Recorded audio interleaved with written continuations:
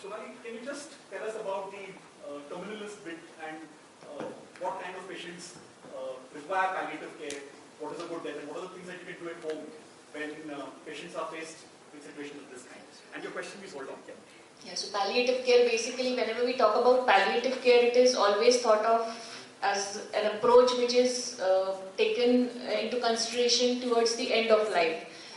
But like Dr. Kadre rightly pointed out, the palliative care approach should start right from the beginning when the person is suffering from a chronic illness. We need to know what the person has, the understanding about the disease, what are the limitations, what can be done, what cannot be done. Like आपण मराठीत म्हणतो की येणाऱ्या बाळाची आपण तयारी करत असतो, डोहाळे जेवण, there's lot of आजी आजोबा coming and telling the mother how to take care of. But when a person is dying, it becomes a total isolation on the family की ते एकटेच तिथे असतात आणि that looking after the dead and dying person without understanding हे कसं handle करायचं. So there's a lot of teamwork. आम्ही म्हणतो की जसं the ANC part, the Anganwadi workers, similarly when we are dealing with death, it should be a team, not a single person. It should not be responsibility only of the doctors, but the caregivers to understand what it is. We as doctors need to be communicating with the caregivers as to what the situation is, what limitations are there, and how it can be made easy for them to handle things at home. That the patient, if he is expressing the desire that he wants to be cared at home, they are totally lost. घरी जाऊन आम्ही काय करणार? त्याला दुखलं तर काय करणार? Do we have medicines as a backup? Do we have systems where आम्हाला त्यांना काही त्रास झाला तर how do we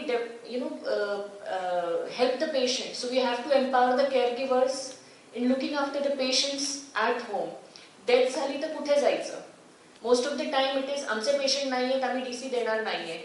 Thankfully with Dinanath patients we have the home care service in place. So that part is very well looked after. Even we as palliative care physicians don't feel helpless when the death is not attended to. So advanced care planning is, a directive is very important from the care plan as such, so that patients don't land up in the ICU. The main intention is, when we're talking about the cost factor of the treatment, it is the goals of care, and they keep changing when you're treating a patient with a chronic illness. Yes, he may be in an early stage of the disease for the first few years. There may be a recurrence at the time where the goals of care would change right now, and that needs to be communicating. We need to understand whether the family and the patient has really absorbed it. आपल्याकडे बरेचदा होतं की पेशंटला सांगू नका progress आहे, and we go for home visits. बाबांना सांगू नका त्यांना कॅन्सर आता पसरलेला आहे, and then when I'm seeing the patient, ते मान खाली करून बसलेले असतात, and when I'm about to leave and when I ask him की काही अजून बोलायचं आहे का, he says no, but then when I get up he says, doctor मला ऑर्गन डोनेशन बद्दल विचारायचं होतं. where the family खाली मला सांगते की तुम्ही बाबांना सांगू नका टर्मिनल इलनेस आहे, पण फॅमिली मला पेशंट मला म्हणतोय की organ donation. So he's well prepared about death, he's well prepared about the eventualities, he's planned something in mind. But आपल्या cultural issues मध्ये we don't generally open up or talk about death openly with the patient. So generally when the patient comes to a palliative care OPD, yes, we do encounter 80% of the families coming in before the patient walks in की तिला सांगू नका, doctor तुमच्याकडे पाठवलंय की आता तुम्ही बघणार आहात. So why the patient is being sent to me? What am I going to do? Patient and relatives ला काहीच माहित नसतं. So they get the bad news in a bad way. So that is what we also try to find out की तुम्ही पेशंटला काय सांगितलंय. Also try to find out what is the intention, try to explore as to what is the intention or the feeling of the patient, the relative for not disclosing the spread to the patient, because everything depends on what the patient would feel or would understand and really want to go through that difficult treatment. Whereas the patient ICU मध्ये लिहित असतात, I want to go home. Yes, it is practically sometimes not possible to withdraw the tubes, because the moment you withdraw, it is again an ethical issue in the ICU. But yes, talking to the relatives as to not escalating, like Dr. Prasad also mentioned, की आम्ही नॉरॅड वाढवणार नाही, पण जर ते stable झालं तर we'll make sure that he is in the ward accompanied by the family members. So definitely these issues need to be dealt with in a more sensitive way. Yes, we all need to have a bit of time so that these issues don't get complex towards the end, because handling that, when getting late references is also difficult for us to handle at that particular time, because the communication, तोपर्यंत anger escalate झालेला असतो. There's a lot of guilt feeling which is coming की आम्ही मागच्या वेळेस किमो दिली असती तर बरं झालं असतं का, आम्ही रेडिएशन दिलं असतं तर बरं झालं असतं. I'm talking about the cancer part of it. आणि yes, there's a lot of, like Dr. Manjrekar mentioned, there's a lot of false hopes and beliefs which the families would carry. त्याच्यामुळे तुम्ही म्हणताय, पण आमच्या डॉक्टरांनी सांगितले तुम्ही आज राईस ट्यूब घाला, तिच्या पोटात 2 दिवस हे औषध केलं तर ती बरी होणार आहे. And at the same time we listen to what they are saying, and also at the same time keep communicating what the condition is. Okay, so thank you, Sonali. So is access to drugs and is any other thing? So I've got 2 or 3 palliative care people from Cipla Palliative Care, and I've got one person in the audience also who wants to make a response. But first I will invite the people from Cipla who've come to just give us an idea about access to drugs and about how people negotiate that space. So can we have maybe we can make can you identify yourself, please? Yeah, I'm Dr. Sachin Panitkar. I'm hepatologist here. I do I'm from Dinanath. Okay, so you can make your comment and then we'll have a palliative care people meet. I indulge in end-stage liver disease and chronic liver disease. So I know when the patient is really sick, and when we tell the patient's relative that now it's time that whatever we do, that it will be futile, and then they want to, because they are coming from outside, so they just want to go back to their home. And the palliative wide, I just want to mention, when we want to tell them that they need a supportive care and they go back to home, and when you call back and just ask what is going on, only one DNS is going on and one half-trained sister or a brother is sitting next to the patient. The nutrition care, otherwise the bed sore and other whatever the supportive care and the pain management and the availability of the drugs for the pain management is really an issue. If you go for a SCC with spread, the pain elevation is the main factor, and availability in the periphery is very difficult, and really the well-trained, educated people also find very difficult for that palliative care to get the staff and give the adequate palliative care with a good support to the patient when we are considering for end-of-life care. And Cipla is the one organization I know they are looking for these, but in the periphery we are not having anything to provide them. So how do you navigate that space then? What do you do? That's right. That's the question. That's the question which is there for everybody. Okay. If the Cipla person wants to just make a quick comment on this and access to drugs, maybe a little bit about the NDPS Act and where we are at the moment. And then we'll go ahead to the next person. So then Manisha will come to you for the access issue and the women's rights issue. Thank you, sir. I just want to make this. We are from the Cipla Palliative Care Center. We are very lucky that we are able to provide the free medicines for our patients, but that's a very small number of population that we can serve to. That's the only reason that we try to visit this certain hospitals and many other hospitals, the weekly OPD, so that we can register those patients and provide them medicines. The problem with medicines is it's a very critical issue regarding the access to the morphine. Even though the law has changed and it's made so easy that morphine can be available, but still many doctors don't prefer to still get the RMP certificate or RMI certificate for their hospitals and keep the morphine. They're still afraid of the regulations and record keeping or something like that. The second most important thing which we usually find when the patient comes to us is the inappropriate use of a lot of medicines. And this is, I know this is a very difficult to make that point, but for example, we got one patient who lost confidence in using morphine, and why, when we tried to find out, and the morphine was given inappropriate dose, inappropriate frequency, so they didn't believe that this particular medicine will work for them. And they were having a lot of anxiety about the pain, what the pain comes back and it becomes too much. And we took a lot of effort, the psychologists and our counselors help us to, restore that confidence, okay, these medicines will help it when they're given in appropriate doses and the frequencies. So sometimes we feel that, if this kind of things happens in other places or something like that, it's a huge wastage of the resources also.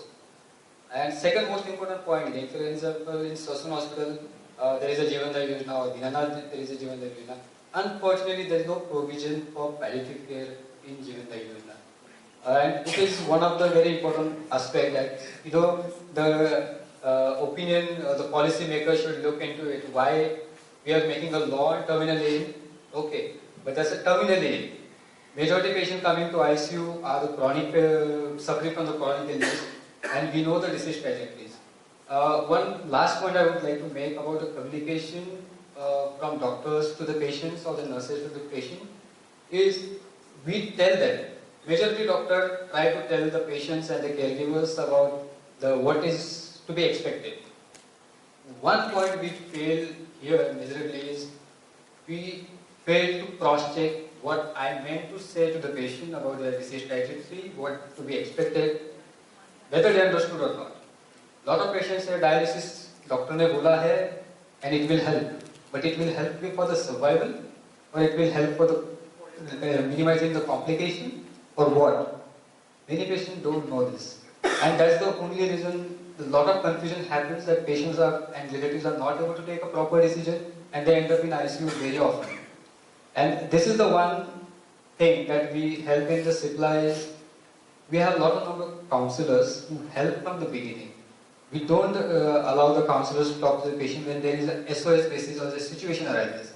We make sure that the disease, patient suffering from the disease and a lot of question, anxiety and everything, they need to be prepared for what is to be expected. So if it has from the beginning, it will help to reduce the flow of patients to the ICU where the treatment is futile. Okay, and that will reduce the burden to the ICUs also and eventually the cost also, so the resources are equitably distributed to the patients who actually need it. There's a palliative care package in the Jeevandhar Yojana, and that is 2,000 rupees a month. So, which, even if you get free morphine, it cannot take care of many of the other things. So we need to work on these. And so, right to palliative care, while it is there, and there's a palliative care policy in Maharashtra and in Kerala, and there is a direction from the EA, we still are very much far away. So, you're a doctor? No. So yes, please. I'm looking for more people from the public to respond. Good evening. My name is Hemant Tikekar. Actually, my mother was diagnosed with advanced stage lung cancer in first week of October, and she was admitted in Dinanath for almost 20 days. And then we actually, myself and my wife, took care of her end-of-life care at home. So she was there for 15 days. Unfortunately, last Wednesday she expired. But it's ironic to say this. I'm hearing a lot about this whole situation, how difficult it is for the patient as well as for the relatives. But I must say that the journey since October till now, what we experienced has been positive in a way. Just to start with, you mentioned about drugs availability. So we had very smooth,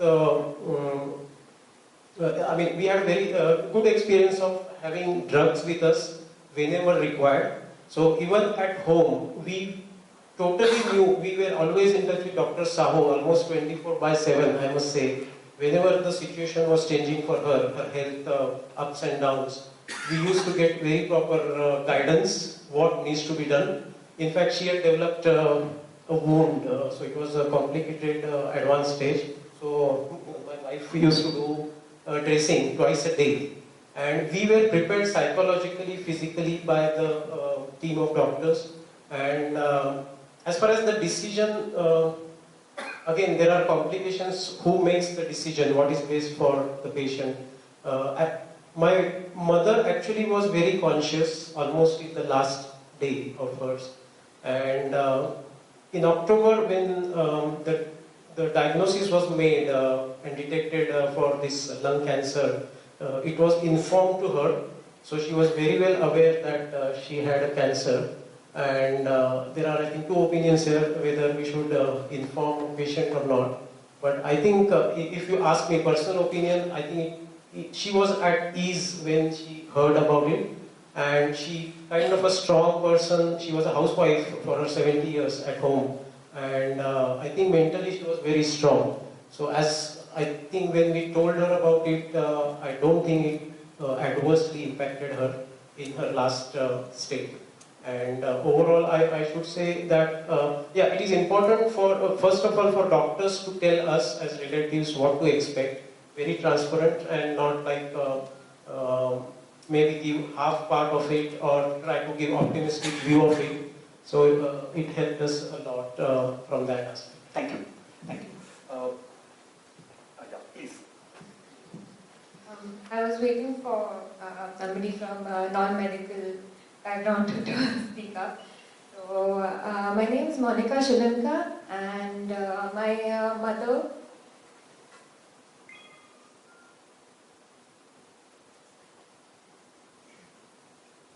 Yes. So my mother, she's been in.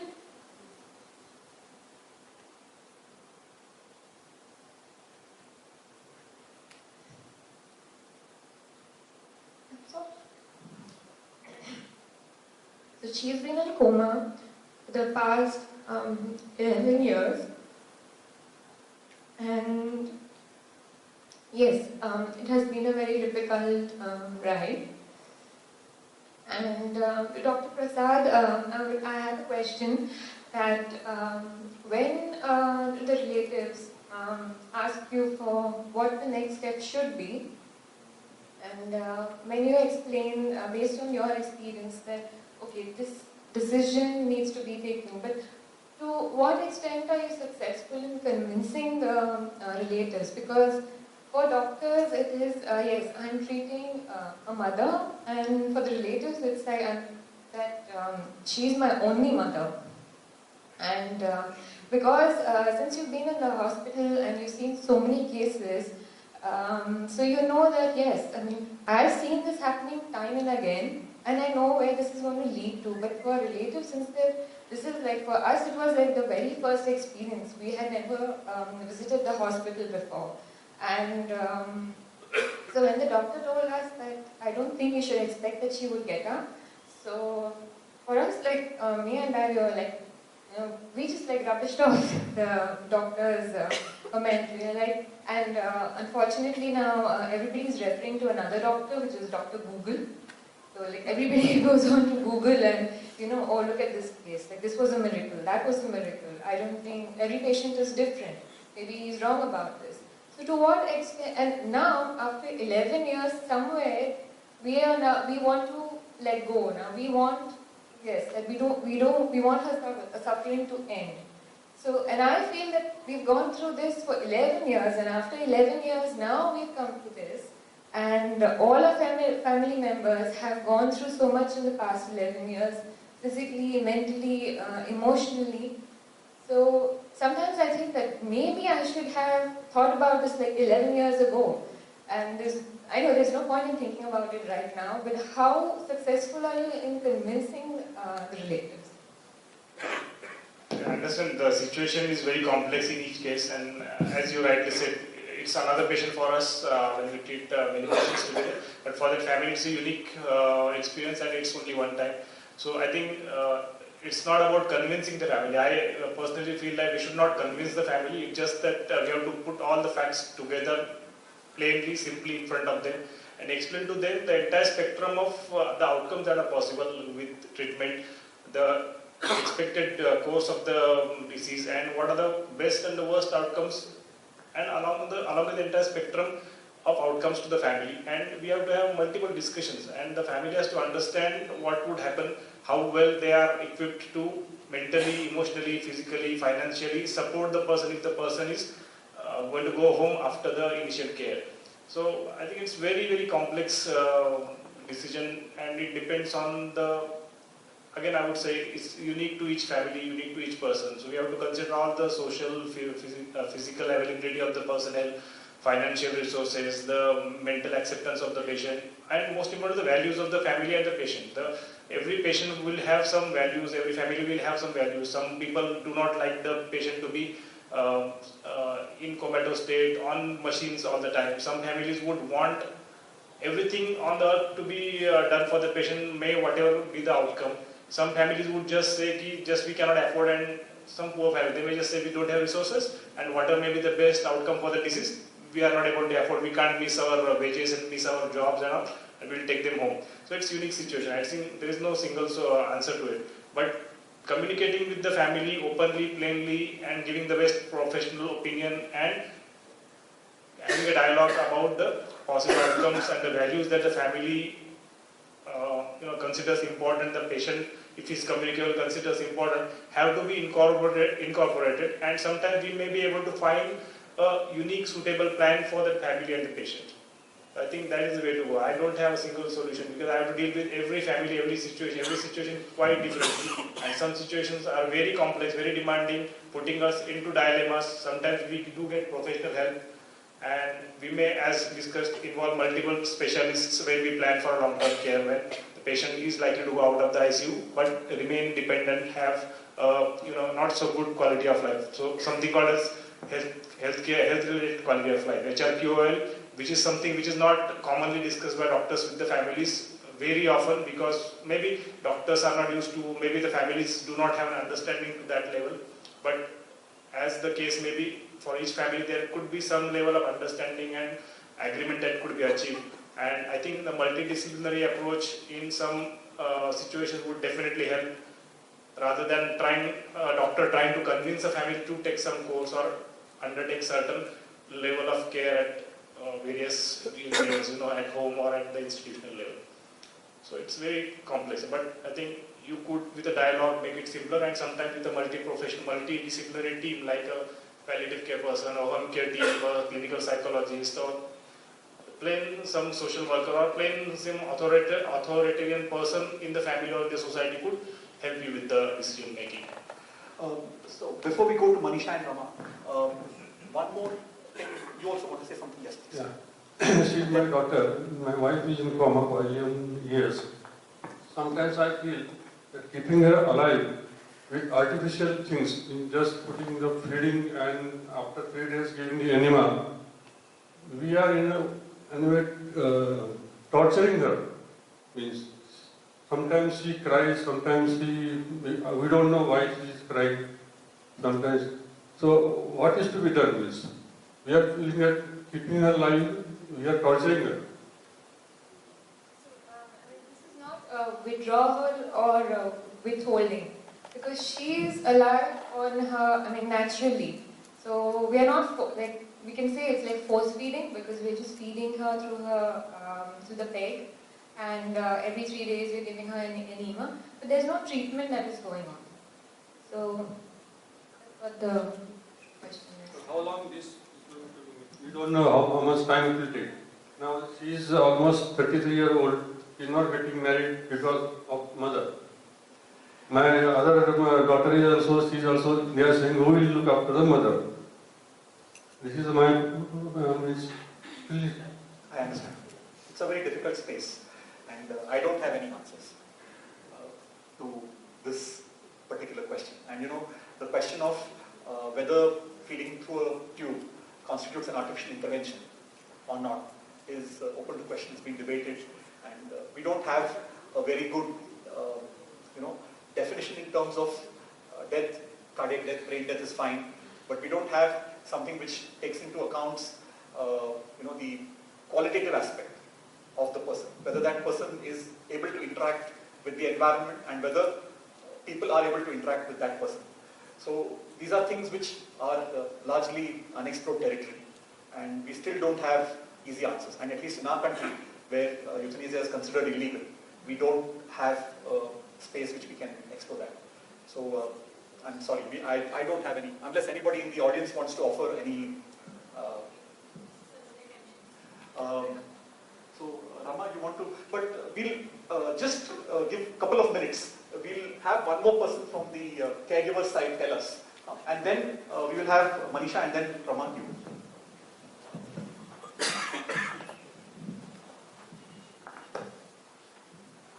Hello, I am Madhav Rundekar. I am not a doctor. I am an architect by profession. I lost my mother in this hospital on the 14th of October. She was admitted here earlier when we tried to admit her here.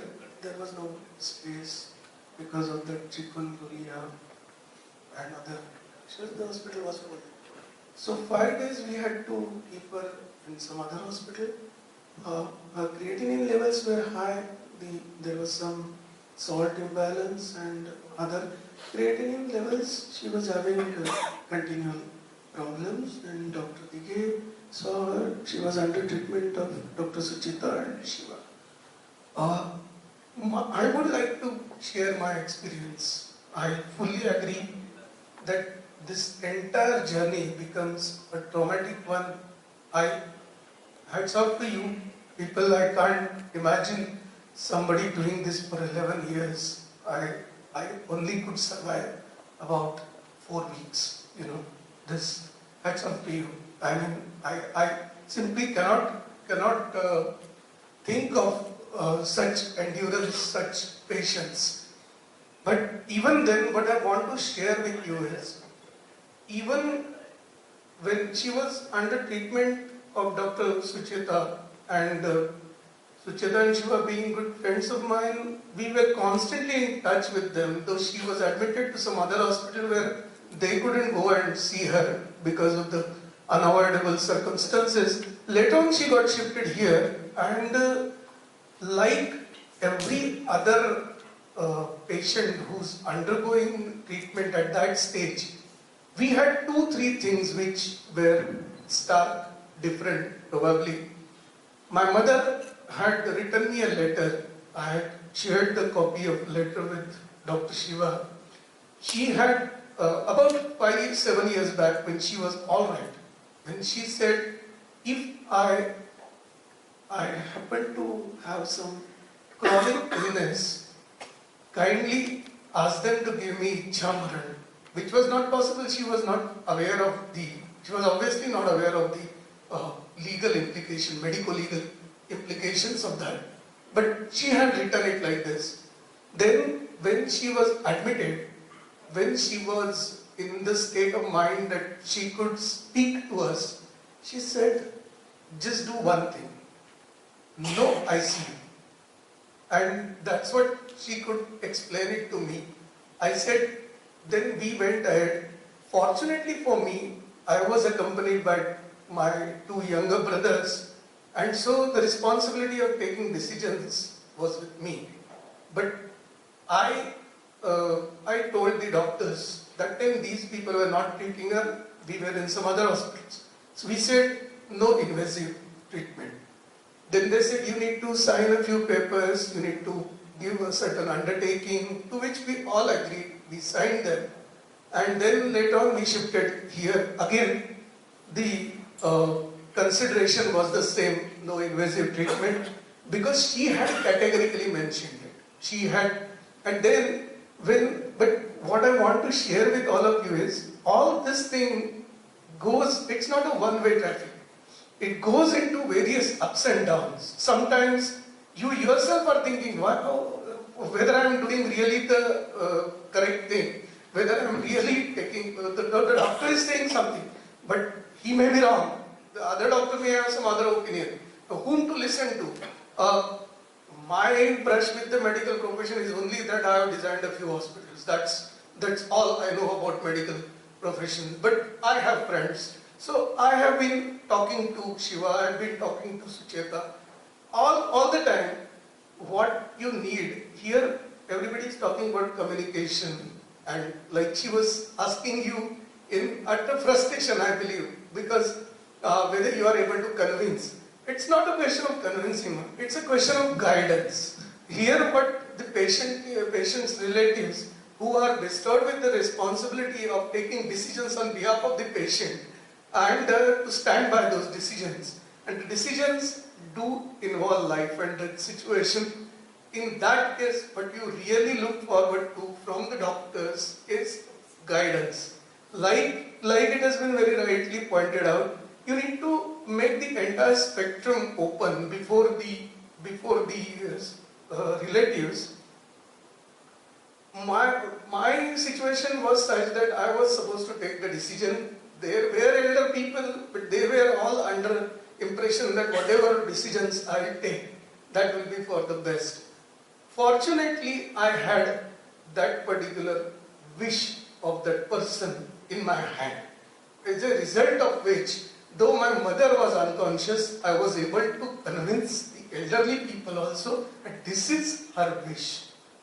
When we were discussing this, even Dr. Shiva and Sucheta, they both went, you need to respect the wish of the person who's supposed to be undergoing these treatments. So, if that wish is to be respected, then you need to take care in such and such manner. No ICU, no invasive treatment, no other issues.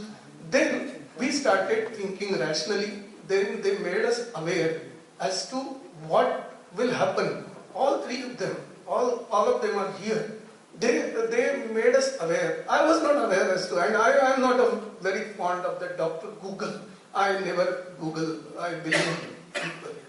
Google cannot give you a. Had Google been a doctor, we would have all been doctors. I don't believe in Google. So that will give you information. Okay, but information, knowledge, wisdom are all stages that no one can surpass by sitting across the computer. So they said, what is dialysis? But you need to be very clear when you pose a foolish question to the doctor. He is not going to kill you. You need to pose all your foolish questions. What is dialysis? How frequently it can be done? What is the environment in which dialysis is performed? The answers are there. They gave me all the answers. They knew I was a medical layman, and they gave me all my answers. That helped me take a decision not to go for dialysis, not to impose dialysis on my mother, which would have prolonged her death by 1 or 2 days, maybe a week. Then we posed the obvious question, how much more time? And to which also the answer said, you cannot say. That is acceptable. You cannot say. But even then, there are ways and means by which you can at least predict a reasonable time interval, which was predicted. I thought, even if that is the time interval, then somebody said, why can't we take her home? Why can't we shift somewhere else? Then, for obvious reasons, probably we were not as equipped as you, sir, and we were all young people working, all nodal families, so we couldn't do the kind of care at home. So we had to keep her in this hospital. So we took a decision. What I am saying here is, this dialogue between the doctor and the patient's relatives, this dialogue was constantly open. Now, I am a friend of these two gentlemen, but I am not a friend of Tushar. He became known to me when I came to this hospital. But even then, my questions were thoroughly and fully answered. Nobody ditched any question because you won't understand this. This I never heard. And that probably, ups and downs, yes. For sometimes my brother thought, why not? Initially, who was with me with all the treatments, that there should be no invasive treatment. And he started thinking, why can't we go for dialysis since all other vital organs are functioning well? Why can't we go for dialysis? Then then it went again in the ups and downs. All of that happens. But what has helped us is the dialogue and continual guidance from the doctor friends. I think if that is achieved, this entire thing becomes much more bearable, much more anticipatory, and much more fulfilling to you as such. Fulfilling in the sense that you know the result on day 0. Fulfilling in the sense that you are sure that you have done whatever the best it was possible to be done for that patient. So I think the dialogue and the guidance is the key by which this was, at least it has worked for me, so I have shared my experience.